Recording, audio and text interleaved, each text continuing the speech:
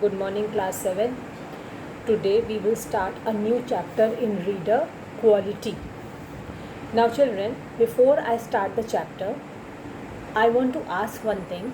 Whenever we go to purchase anything, when we enter a shop to purchase anything, what do we want as the most important thing in that product? Suppose you want to buy a dress or you want to buy a pair of shoes, then what do you want in that product? I am sure your answer should be we want that the product should be of good quality. So in this chapter also we are going to read about a shoemaker who made perfect boots. Boots means shoes. The boots which he made were of perfect quality. There was no defect in the boots which he made. That is why his boots lasted for a long time. If a customer purchased a pair of boots from him, then he did not have to come back to his shop very often. Why? Because the boots which he made were of perfect quality and they lasted for years and years together. Now let us read and see who is that shoemaker, what did he do, how did he work hard, what kind of a shop he had, etc. Can a shoemaker be called an artist? Yes, if he has the same skill and pride in his trade as any other artist and the same respect for it too. That means the writer is saying that it is not important that a person is a shoemaker or he is in any other profession. Anybody can be called an artist if he is perfect in his work, if he respects his work. No work is bad or good, no work is big or small. Every work is equally respectable, and every person, if he is doing hard work, if he is doing his work honestly, if he is putting in his perfection in his work, then he can be called an artist, whether he is a shoemaker or any other profession.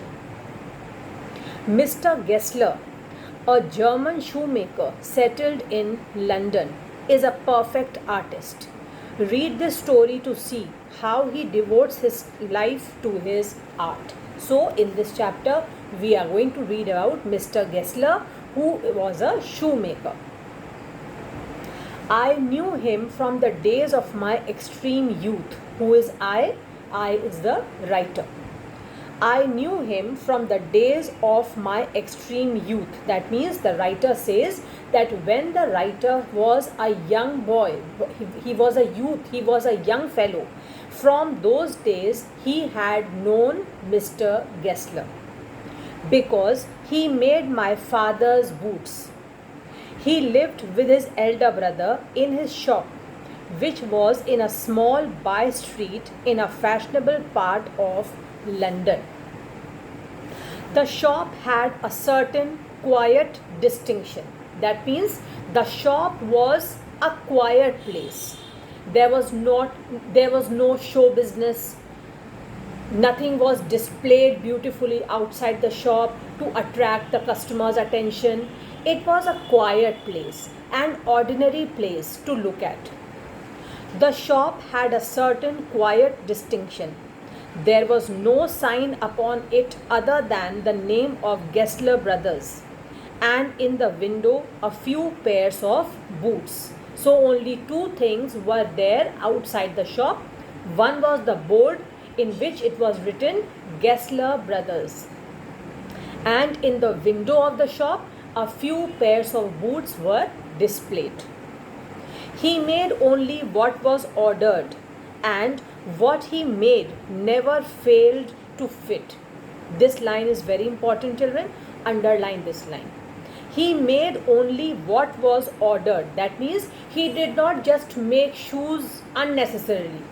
He did not have a shop in which there were plenty of shoes displayed and they were there in the shop for sale. No, he only made what he had got as orders from his customers. And what he made never failed to fit. That means the boots made by Mr. Gessler were perfect in fitting. No customer ever had any problem as far as the fitting was concerned. He made perfect shoes. It shows that Mr. Gessler was a perfectionist. And what he made never failed to fit. To make boots, such boots as he made, seemed to me then and still seems to me mysterious and wonderful. The writer is saying that to make such kind of boots which were full of perfection, which were so well made, it is not an easy task to make such kind of boots, and it has always been a mystery for the writer whenever he thinks how Mr. Gessler was able to make such perfect boots. And this thought makes the writer surprised, and it's a wonderful thought which comes to his mind whenever he thinks of Mr. Gessler and the perfect boots which he made. I remember well my shy remarks one day while stretching out to him my youthful foot. Isn't it awfully hard to do, Mr. Gessler? Awfully means very. One day, when as a young boy, the writer went to the shop of Mr. Gessler, he asked him, isn't it very hard to do? That means, isn't it a very hard business to make such perfect boots? It is not easy, isn't it very hard? He asked Mr. Gessler. And his answer, given with a sudden smile from out of the redness of his beard, it is an art. Look, in which it is written in German, children. This is German. Okay, this language in which it is written is German, and the translation of this is written on the right side of your page. You can see there also. It is an art. It means it is an art. The reply which Mr. Gessler gave to the writer was, it is an art to make such perfect boots.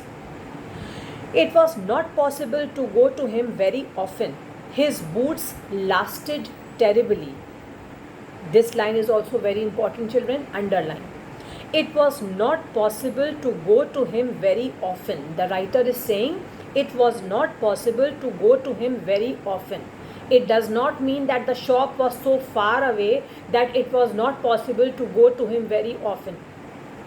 The writer says that the boots which Mr. Gessler made were such perfect boots that no problem ever came in the boots, and that is why the customers did not have to go again and again to meet Mr. Gessler or to complain that there is some problem in the boot. Never a problem came in his boots, and that is why the customers were always very satisfied, very happy, and they did not have to go to meet Mr. Gessler again and again. It was not possible to go to him very often. His boots lasted terribly. That means they lasted for years together. Having something beyond the temporary, some essence of boot stitched into them. That means he made his boots with such perfection that it was beyond temporary. He did not make his boots in such a manner that for some days or some months his customer will wear the boots and then some problem will start arising. It was not made for a temporary period of time, but it was made with such perfection that they lasted for years together. Some essence of boot stitched into them. Essence of boot here means some perfection, the quality of perfection was stitched in the boot. That means the boots were made with such perfection that it seemed that perfection is stitched in the boots. One went in, not as into most shops, but restfully, as one enters a church, and sitting on the single wooden chair waited. So when his customers went inside the shop, they did not have to hurry up because the atmosphere of the shop was quiet. Like there is peace and quiet atmosphere everywhere when you go to a church. Similarly, when one entered his shop, the atmosphere inside the shop was quiet. There was peace everywhere, and the customer would sit down on a wooden chair and waited for Mr. Gessler to come. A guttural sound. Guttural means a harsh sound. And the tip-tap of his slippers beating the narrow wooden stairs, and he would stand before one without coat, a little bent, in leather apron and sleeves turned back, blinking as if awakened from some dream of boots. So, when a customer was waiting for Mr. Gessler, from where did Mr. Gessler come? He was coming down the stairs. He was coming down the stairs. His slippers were making a guttural sound. Why? Because the flooring was wooden flooring. If you walk on wooden flooring, children, it will make sound. So the staircase was wooden, and that is why when he came down the stairs, there was a guttural sound made by his slippers. And he was a little bent person. That means it shows that Mr. Gessler was not a young man at this time. He wore a leather apron. The sleeves were turned back, and his eyes were blinking as if he had just woken up from some dream of boots. And I would say, "How do you do, Mr. Gessler? Could you make me a pair of Russian leather boots?" Without a word, he would leave me, retiring whence he came. That means when the writer told him that he wanted a pair of Russian leather shoes, then Mr. Gessler did not say any word, anything at that time, and he went again to that place from where he had come. If you remember, he had just come down, he had just climbed down the stairs. That means he was on the first floor of his shop. So after listening to the question of the writer, he again went to the first floor. He would leave me, retiring whence he came. Retiring means he would go again from where he came, or into the other portion of the shop, and I would continue to rest in the wooden chair, inhaling the essence of his trade. Inhaling the essence of his trade. Now children, here I would like to tell you that whenever you go to any shop which sells only shoes, whenever you go to any shop which sells only shoes or footwear, it can be shoes, it can be sandals, slippers, whatever, but only footwear, you will notice that there is a strange smell of leather everywhere inside the shop. If you have not noticed till now, in future if you go to purchase any footwear, you can notice this. Whenever you will enter any shop selling footwear, you will always notice that there is a strange smell of leather everywhere inside the shop. So similarly, the writer is saying that while Mr. Gessler went upstairs once again, he was waiting there, inhaling the incense. Inhaling the incense. Incense means smell of his trade. What was his trade? To make boots. He was inhaling the smell of boots. Soon he would come back. Who would come back? Mr. Gessler, holding in his hand a piece of gold brown leather. With eyes fixed on it, he would remark, "What a beautiful piece." He would say, he would look at that piece of leather and say, "What a beautiful piece." Now again, it is all written in German, and you can see the translation in English language. It is written on the right hand side of the same page. When I too had admired it, he would speak again. "When do you want them? When do you want them?" He is asking the writer. And I would answer, "Oh, as soon as you can, you conveniently can. And he would say, tomorrow fortnight, that means 15 days from tomorrow. Or if he were his elder brother, I will ask my brother. Brother means brother. If this man was the elder brother, that means elder Mr. Gessler, then he would say that I will ask my brother. Then I would murmur, thank you. Good morning, Mr. Gessler. Good morning, he would reply, still looking at the leather in his hand. And as I moved to the door, I would hear the tip-tap of his slippers going up the stairs to his dream of boots. I cannot forget that day on which I had occasion to say to him, Mr. Gessler, that last pair of boots creaked, you know. Now the writer is saying that one day it happened that a pair of boots which he had purchased from Mr. Gessler's shop creaked. That means it had some defect.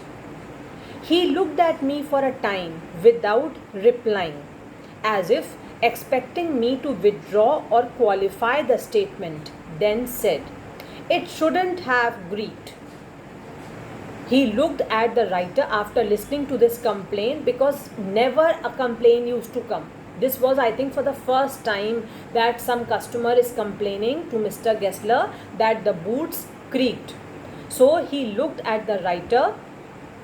He gave such a look as if he was expecting that the writer is going to take back his complaint or qualify the statement. That means he will add something more to explain why it happened. And then Mr. Gessler said, it shouldn't have creaked. It did, I am afraid. The writer said that yes, it shouldn't have creaked, but it did. It creaked. You got them wet before they found themselves. Now Mr. Gessler is saying that Mr. Gessler believes that the writer got them wet before they found themselves. That means before they could recover from that problem, before this defect could be removed from the shoes, he had made a mistake. The writer had made the mistake of making the shoes wet. You got them wet before they found themselves. I don't think so. The writer says, I don't think so that I got them wet. At that, he lowered his eyes as if hunting for memory of those boots, and I felt sorry I had mentioned this grave thing. Now this man, Mr. Gessler, is thinking very hard. He is trying to think very hard because he is trying to recall those boots which were sold to the writer, and they creaked because never had any complaint come in the past. And the writer was feeling very sorry that he had complained regarding his boots. Send them back, he said. I will look at them. Mr. Gessler tells the writer, send the shoes back to me. I will see. I will look at them. I will try to find out why they creaked. Some boots, he continued slowly. Mr. Gessler is saying, some boots are bad from birth. That means there is some problem in some boots from the very beginning. From birth means from the time they are manufactured, from the very beginning, from when they are manufactured, there is some problem in some of the boots. If you can do nothing with them, I take them off your bill. If you can do nothing with them, I take off your bill. That means I will give you the money back if nothing can be done. Once I was absent-mindedly into his shop in a pair of boots bought in an emergency at some large firm. Now the writer is remembering another incident.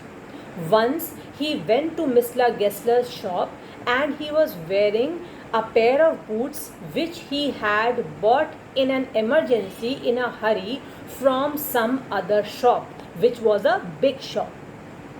He took my order without showing me any leather, and I could feel his eyes penetrating the inferior covering of my boot. When the writer went to Mr. Gessler's shop wearing those inferior quality shoes, Mr. Gessler took the writer's order without showing any sample piece of leather, and his eyes were seeing continuously the inferior quality boots which the writer was wearing. At last he said, "Those are not my boots." As soon as he saw the writer's inferior quality boots which he was wearing, he immediately recognized that those shoes did not belong to his shop, because the shoes which he made were of a very fine quality, the leather was very good, the stitching was very good, and they were made with perfection. So as soon as he saw those inferior quality boots which the writer was wearing, he immediately said that those are not my boots. That means these boots are not from my shop. The tone was not one of anger, nor of sorrow, not even of contempt. That means he did not show any anger while saying this, neither was he sorrowful, nor he was trying to show any respect for those boots. But there was in it something quiet that froze the blood. He spoke this dialogue that those are not my boots. He said this line in such a way that it froze the blood of the writer. That means the writer felt a little embarrassed.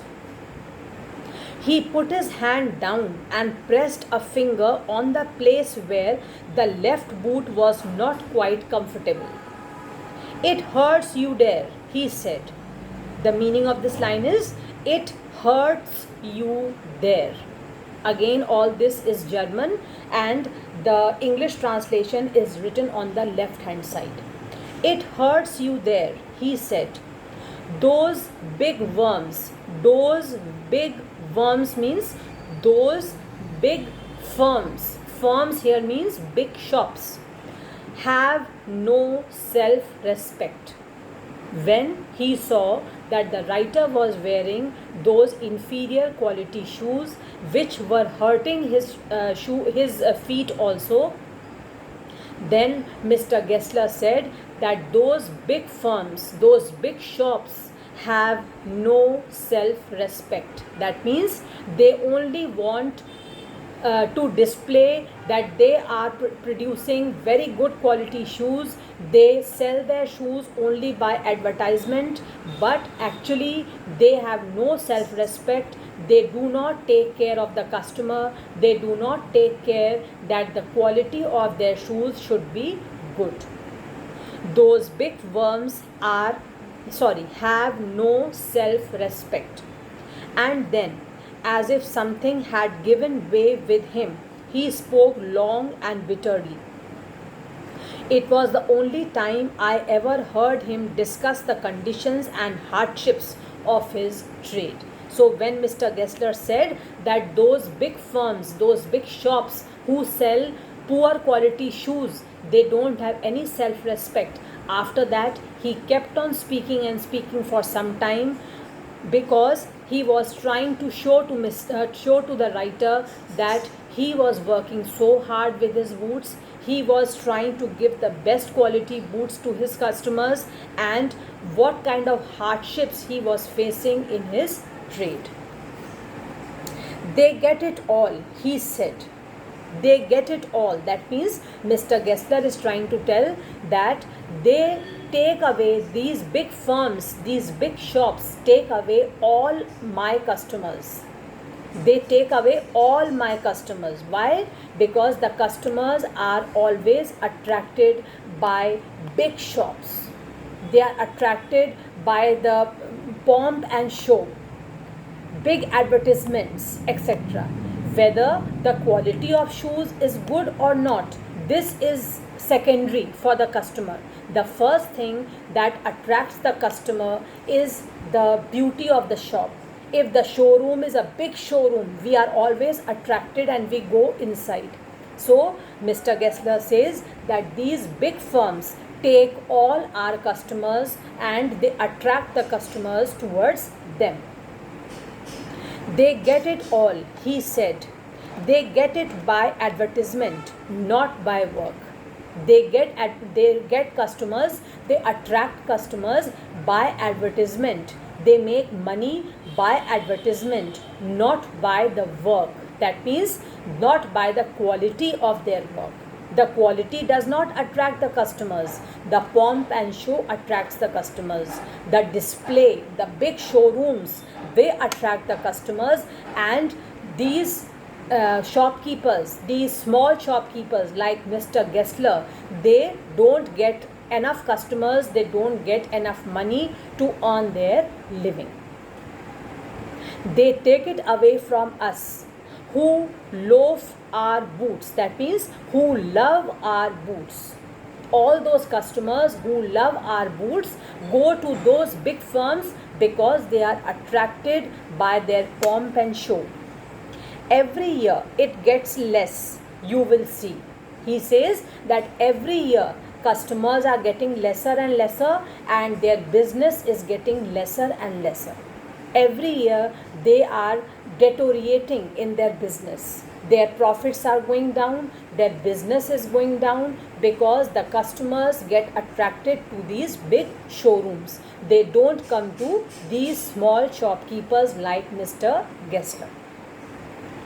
And looking at his lined face, I saw things I had never noticed before. Bitter things and bitter struggle. And what a lot of grey hairs there seemed suddenly in his red beard.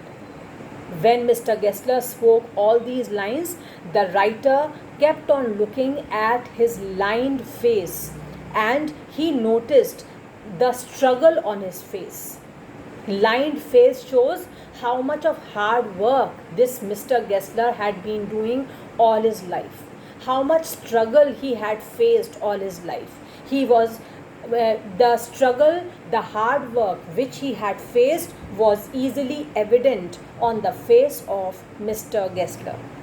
And what a lot of grey hairs there seemed suddenly in his red beard. As best I could, I explained the circumstances of those ill-omened boots. So he tried to explain why his boots had to be purchased by such shops where the quality was not preferred, only pomp and show was taken into consideration. But his face and voice made so deep an impression that during the next few minutes I ordered many pairs. They lasted longer than ever, and I was not able to go to him for nearly 2 years. So when the writer saw the pathetic condition of Mr. Gessler, when he realized that Mr. Gessler had struggled so much in his life, he had been working so much in his life, but he did not get so much of profit. He was not getting so many customers. The customers were hardly coming to his shop. Then in order to help him out in selling shoes, he purchased many pairs of shoes, although he did not need them. But in order to help Mr. Gessler, in order to see that Mr. Gessler earns some more money, he purchased many pairs of boots from him, and those boots lasted very long, and he did not have to come to his shop for nearly 2 years. It was many months before my next visit to his shop. This time it appeared to be his elder brother, handling a piece of leather. "Well, Mr. Gessler," I said, "how are you?" He came close and peered at me. Peered at me means looked at me closely. "I am pretty well." That means I am pretty well, he said slowly. "But my elder brother is dead." Now Mr. Gessler is saying, I am pretty well, but my elder brother is dead. And I saw that it was indeed himself, but how aged and worn. Worn means tired. Mr. Gessler, who met the writer after such a long period of time, he was looking aged and very tired. And never before had I heard him mention his brother.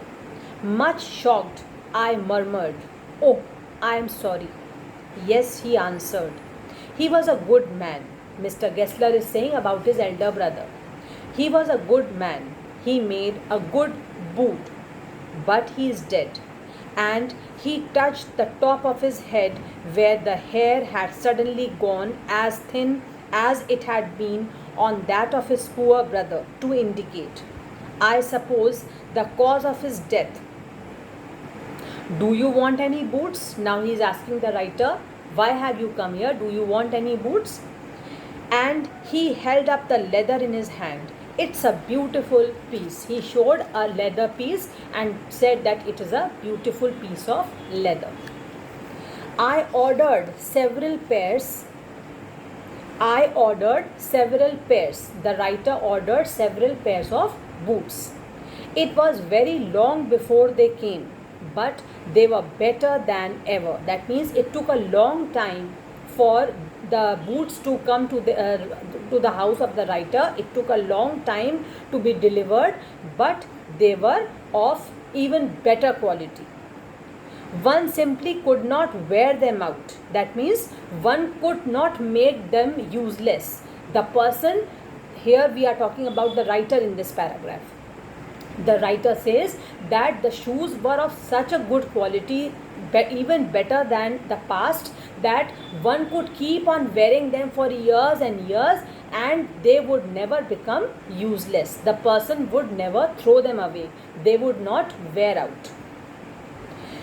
Could not wear them out. And soon after that I went abroad. It was over a year before I was again in London. And the first shop I went to was my old friend's. I had left a man of 60. I came back to one of 75, pinched and worn, who genuinely this time did not at first know me. "Do you want any boots?" he said. "I can make them quickly. It is a slack time." It is a slack time. That means it is a time when I am not getting any business. There is hardly any business, hardly any customers are coming to my shop at this time. That is why when he comes to the shop, when he meets the shopkeeper is saying, "Do you want any boots?"